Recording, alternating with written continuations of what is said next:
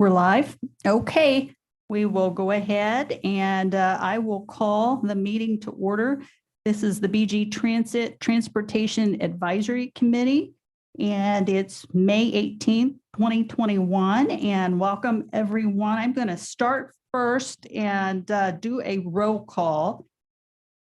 Jason Miller, Shannon Fisher. Here. Lieutenant Mike Bengala, Melanie Stretchberry. Here. Bill Harold, Christy Walton, Connie Weaver, Tom Kelly, Casey Mailer. And as I mentioned, in addition to me, we've got Matt Snow here. He's operating the tech portion of this meeting. And Clark Gross is representing Scott Potter from our service provider today.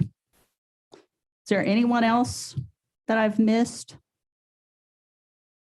Since we don't have a quorum, I'm going to skip on down to the service provider update review of the operations and fiscal reports for the first quarter of 2021.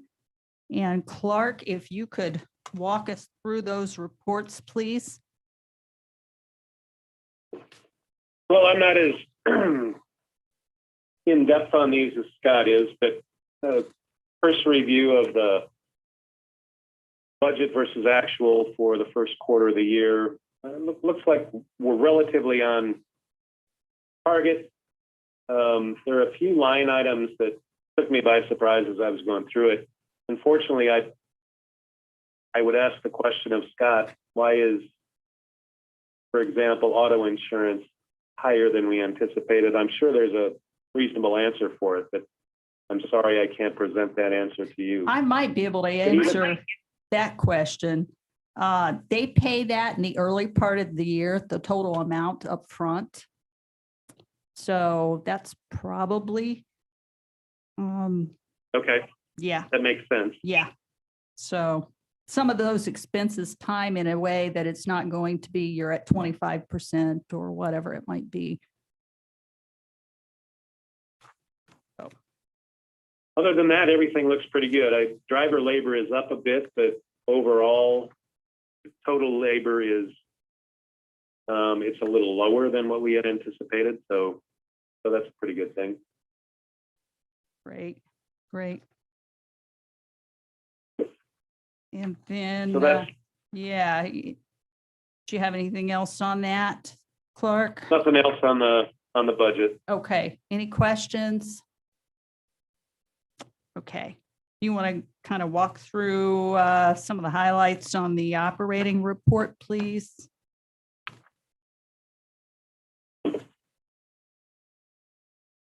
So March was a busy month in terms of vehicle miles compared to January and February. The trips remained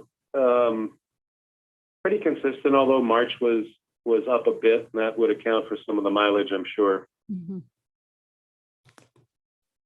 But again, here, nothing else really stuck out to me. Tina, you're better versed in it than I. It seems like we're going gangbusters in terms of ridership is what it looks like. And I can tell you, and the reason it is so high, we're at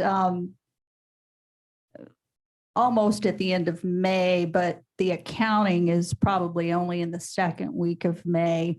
And we've already taken in over 50% of what was budgeted for revenues. So we're, 50%, you would think we'd be at the month end of June, perhaps. So our revenues are much higher than what we had anticipated. I believe it's because the general fare ridership has increased. And that's actually that's a sign of a good, healthy transit system. We serve everyone, and it's good to see that the general public is utilizing our transit as much as others that may qualify for the E&D fair. So just a sign of a good, healthy public transit system that the community is using too at large. Definitely. Okay, anything on time performance? We've got the year-to-date comparison. I guess I kind of touched really on that. We're doing pretty well. I think the word you used was gangbusters or Yes, definitely. Definitely, and especially the regular fare ridership. So, and I don't see anything out of sorts with the trip denial rates or anything. They're all right where you want them to be, missed call rate. So, any questions from anyone regarding the reports? No, thank you. Thanks. I'll move on now. Since we don't have a quorum, did anyone join us since roll call that I didn't hear? Okay, I'm going to move on then to the marketing report. And it's actually a 2-pager, so which is shows lots of marketing occurred. And further down the agenda, I'll talk a little bit more about this, but a lot of marketing went into, in addition to our regular, we offered free fares for persons that were going to and from COVID vaccinations, and that started, I believe, in mid-March. We had actually WTOL did a television interview. We had all the newspapers picked up articles, and we did advertising in there. We even had the BG Falcon News had not only written a story, but did a really nice little video. And I think it's still up on their website. If anybody gets a chance to take a look at that, they did a really good job with it. So those are kind of the highlights. I'm certainly able to answer any questions anyone might have. Okay. Hearing none, the next thing that does not require any kind of vote, since we don't have a quorum, is the 2021 transit vehicle purchases. We have 2 vans that need to be replaced. One was a conversion van with a lift, and the other is a modified minivan with a ramp. So they're both fully accessible. Our whole fleet is fully accessible. But those vehicles were initially supposed to have been replaced in 2020, and then COVID happened. So the nice thing is, because COVID happened, we were able to get CARES dollars so that those vehicle purchases were at 100% federal share. And that means that the city didn't have to contribute any local share dollars, which is very fortunate because, you know, the city was hit pretty hard during this pandemic in terms of revenues and such. So those 2 vehicles have been ordered. The conversion van is being replaced with an accessibility van. It will have a lift, and they should be coming within 180 days of when Odot places the order. We had our paperwork in April. So worst case, I'm assuming if they didn't place the order until this month, it would be 6 months or 180 days from whenever they place the order. So that's the update on that. Any questions? That's amazing, Tina, to get 100% federal share. We were thrilled, and actually, I'll tell you a story since we're talking here. initially Bowling Green was not on that list, and I called up the individual at Odot that deals with that funding and asked if we could be added, and he said, sure. So he said he knew that the city always was so good at coming up with local share that he felt that kind of as a thank you, he made sure we got on that list. So he understood that those were hard. We were going through trying times, and we were one of those communities that consistently did whatever we had to do to meet local share. And so when we needed a favor, he was glad to give it to us. So we're thrilled. Well, that's quite a tribute. So to you and to the rest of the staff and the providers as well. So thank you. Thank you. Thank you. All right, the 2022 ODOT grant applications, and we had about, it's strange, they broke it up differently this year. So I had pre-applications, like 3 or 4 different pre-applications. And then I had one that was a 5311 operating, another that was the GRF, the General Revenue Fund for state. And then there was a separate one for the vehicles, which we're planning in 2022, 2 replacement modified minivans. So, and those could shake out right now. They're going to be an 80-20 split, but that could shake out because we all know there's more federal dollars out there. So that could end up being another 100%, who knows? So they have been submitted as of late last month, and they've been reviewed, and I think they're just in the queue. We should hear later when the grant funding contracts are coming. So any questions? All right. Rights to Community Immunity Award. The state provided us an allocation of $75,754 that could be used for rights to community immunizations and to and from. And so I did complete that funding application, and we were awarded those monies, and we are providing a measurable number of rides. I think it's under 100 right now, but this will continue, and we'll be able to tap into it clear into, I think it was December 31st of 2022. So kind of a good thing that was totally unexpected, and we were able to tap into it. Any questions about that? All right. Do we have anything before we go to our vehicle accident prevention subcommittee meeting? I actually do have one thing. It's just an informational piece.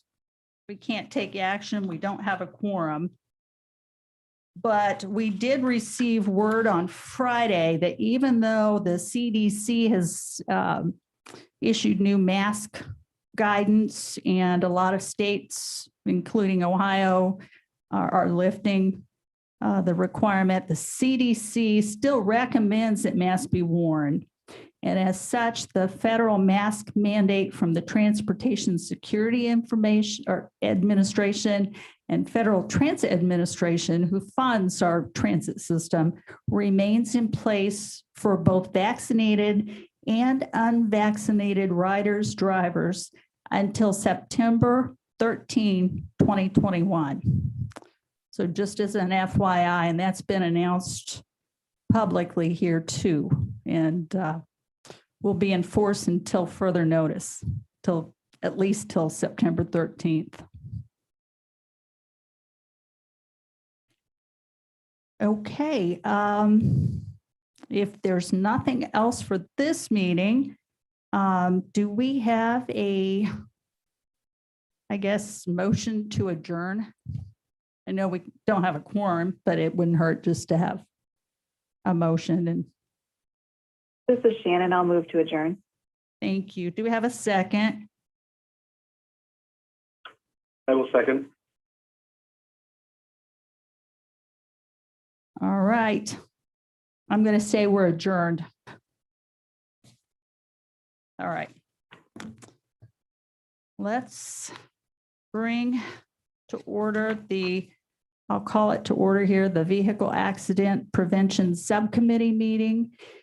And really, we can't approve the minutes, but the accident incident report and training report and vehicle maintenance report, clerk, if you could kind of walk through those, please. Sure. Should be easy to do, Tina. In terms of accidents and incidents, for the first quarter, there were none. Always a good thing to report. Yes. It's a good thing. It is. With respect to staff training, 3 individuals went through all or part of the training. Unfortunately, of those 3, only 1 is currently on the roll.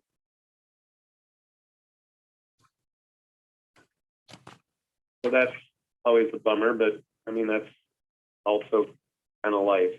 It happens. Yes, it certainly happens. And just as an aside, the Tapco defensive driving system that we use, Tapco updated and upgraded their training system at the end of last year. And we made a decision to upgrade our program right along with it. Okay. And it's really, I think, brought some neat features and functionality to our training. So, and the individual that we trained in BG was our first guinea pig to use that new system. So. Great. Wonderful. In terms of maintenance for the vehicles in the transit program, everything has been done according to schedule. So everything is up to date. Sounds great. And I think I've mentioned to everyone before, we follow a federally prescribed vehicle preventive maintenance schedule. So certain things like wipers and spark plugs get replaced at a certain mileage increment, whether it needs to or not. It's the federal mandate that's followed, and then that all has to be documented and it has to occur on time. So when Odot comes to monitor us, it's a key piece of what is monitored. And thankfully, proud to say we've not had any issues. So I've been here 16 years and we've been very fortunate. We've had nothing but perfect monitoring. So, all right. Do we have any questions about anything that Clark presented? No. Okay. All right. Are we all in agreement to adjourn this meeting? Yes, I did have a question though, Tina, and I should have asked it in the last meeting. But Sure. Is there something that was delayed, a decision that had to be made that required a quorum vote? Well, we're functioning as if it didn't prevent us from functioning. So I made amendments back after we met in February, for example, on the pandemic plan, and we are Right. functioning as if. So it was really just formalizing it. So, I'm open to, if we want to go back and do it, even though it's not a quorum, whatever is going to work for everyone. I've always used the majority, just the simple majority, but we're just functioning as if. So Does Well, that, maybe to include on the record, and I don't know that I can make a motion because we don't have quorum, but that we are supportive of the amendments that were made based on the recommendations at the February meeting, okay, so that at least it's on record that we were aware of and know that it was followed up. okay. So supportive of amendments and understand that we are functioning as if they've been approved. Yeah. Okay. This is Shannon. I agree with that. Perfect. And that's what we've been doing. I just wanted to formalize it. And so these items will get pushed into the August meeting. Okay. Perfect. Thank you.